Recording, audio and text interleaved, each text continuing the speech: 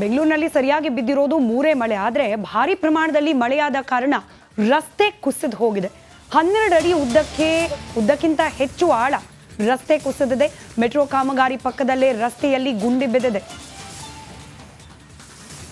ಪ್ಯಾಟರಿ town ಬಳಿಯಲ್ಲಿ ಸುರಂಗ ಮಾರ್ಗದ ಕಾಮಗಾರಿ ನಡೀತಾ ಇತ್ತು. ವಿಷಯ ತಿಳಿತಾ ಇದ್ದಂತೆ ಅಧಿಕಾರಿಗಳು ದೌಡಾಯಿಸಿದ್ದಾರೆ.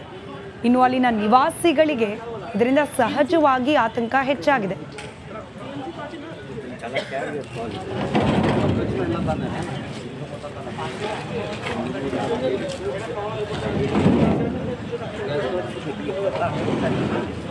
ರಾಜಧಾನಿ ಬೆಂಗಳೂರಿನಲ್ಲಿ ಕಳೆದ 3 ದಿನಗಳಿಂದನೂ ಕೂಡ ಮಳೆ ಬೀಳ್ತಾ ಇದೆ. ಇವತ್ತು ಬಿದ್ದಂತಹ ಮಳೆಗೆ ಪಾಟ್ರಿ ಟೌನ್ ಬಳಿ ಮೆಟ್ರೋ ಕಾಮಗಾರಿ ಏನಾಗ್ತಾ ಇದೆ, ಈ ಒಂದು ಕಾಮಗಾರಿ ಸುರಂಗ ಕಾಮಗಾರಿ ಪಕ್ಕದಲ್ಲೇ ರಸ್ತೆ ಕುಸಿದಿರುವಂಥದ್ದು.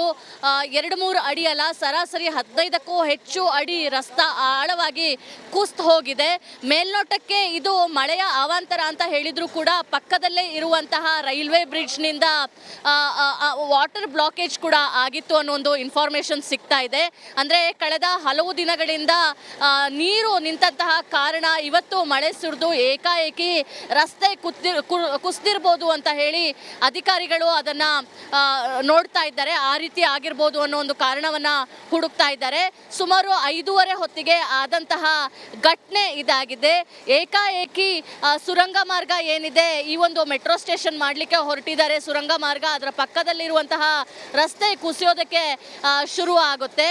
ನೋಡ್ತಾ ಇದ್ದಂಗೆ ಅಡಿ ಬೈ ಅಡಿ ಸುಮಾರು 15 ಅಡಿಯಷ್ಟು ರಸ್ತೆ ಕುಸಿದಿದೆ. ಇನ್ನೂ ಕೂಡ ಕುಸುವ ಹಂತದಲ್ಲೇ ಇದೆ. ಹೀಗಾಗಿ ಇಲ್ಲಿ ಯಾವುದೇ ರೀತಿಯಾಗಿ ಜನ ಓಡಾಟವನ್ನು ನಿರ್ಬಂಧ ಮಾಡಿ ಇಡೀ ಒಂದು ರಸ್ತೆಯ ಸುತ್ತ ಬ್ಯಾರಿಕೇಡನ್ನು ಹಾಕಿ BMRCL ಅಧಿಕಾರಿಗಳು ಸಿಬ್ಬಂದಿಗಳು ಫೀಲ್ಡಿಗಿದು ಕೆಲಸವನ್ನು ಮಾಡ್ತಾ ಇದ್ದಾರೆ.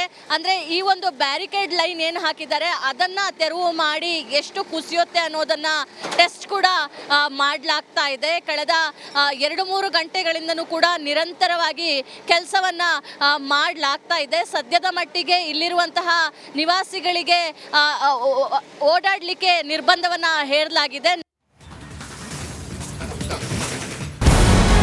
ನಮಸ್ಕಾರ, ಕರ್ನಾಟಕ ಪ್ರೈಮ್ ಟೈಮ್ಗೆ ಸ್ವಾಗತ. ನಾನು ಜಯಪ್ರಕಾಶ್ ಶೆಟ್ಟಿ. ಇಡೀ ಕರ್ನಾಡು ಇವತ್ತು ರೆಬೆಲ್ ಆಗಿ ನಿಂತಿದೆ.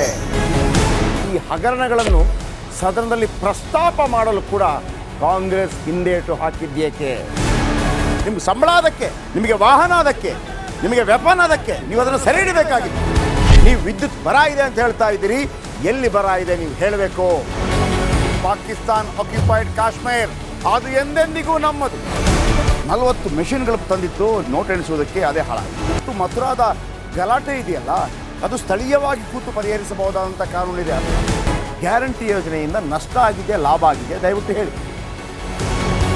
Dawood Ibrahim most wanted criminal ಯಾವಾಗಾದ ಅಂದರೆ ಇಲ್ಲಿ ತನಕ ಭಾರತ ದೇಶದಲ್ಲಿ ಓರ್ವ ದಲಿತ ಪ್ರಧಾನಿಯಾದಂಥ ಇತಿಹಾಸವೇ ಇಲ್ಲ.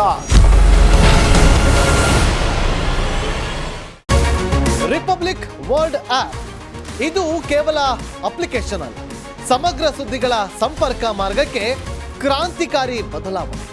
ರಿಪಬ್ಲಿಕ್ ವರ್ಲ್ಡ್ ಆಪ್ ಕೇವಲ ಸುದ್ದಿ ಅಪ್ಲಿಕೇಶನ್ ಅನ್ನ ಪರಿಚಯ ಮಾಡ್ತಾ ಇಲ್ಲ, ಬದಲಾಗಿ ಡಿಜಿಟಲ್ ಸುದ್ದಿ ಬಳಕೆಯ ಹೊಸ ಯುಗಕ್ಕೆ ನಾಂದಿ ಹಾಡ್ತಾ ಇದೆ. ಇದೊಂದು ಬ್ರೇಕಿಂಗ್ ನ್ಯೂಸ್, ಪ್ರಭಾವಶಾಲಿ ಕಾರ್ಯಕ್ರಮಗಳಿಗೆ ಗಟ್ಟಿಯಾದ ವೇದಿಕೆ. ರಿಪಬ್ಲಿಕ್ ವರ್ಲ್ಡ್ ಅಪ್ಲಿಕೇಶನ್ ಈಗ ಲೈವ್ ಆಗಿದೆ. ಗೂಗಲ್ ಪ್ಲೇ ಸ್ಟೋರ್ ಮತ್ತು ಆಪಲ್ ಆಪ್ ಸ್ಟೋರ್ ಎರಡರಲ್ಲೂ ಲಭ್ಯವಿದೆ. ಈಗಲೇ ಡೌನ್ಲೋಡ್ ಮಾಡಿ.